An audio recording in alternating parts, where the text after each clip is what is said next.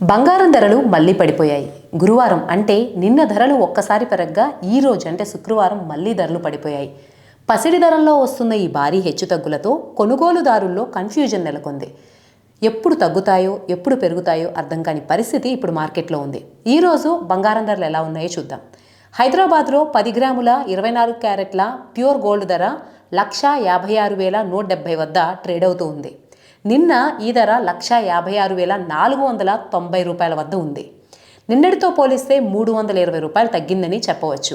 ఇక 22 క్యారెట్ల ధర నిన్న 1,43,450 రూపాయల వద్ద స్థిరపడగా ఇప్పుడు అది 1,43,150 రూపాయల వద్ద ఉంది. అంటే దీనిపై కూడా దాదాపు 300 రూపాయలు తగ్గింది. విజయవాడ, విశాఖపట్నంలో కూడా పై ధరలే ఉండగా చెన్నైలో ఏకంగా 870 రూపాయలు తగ్గింది.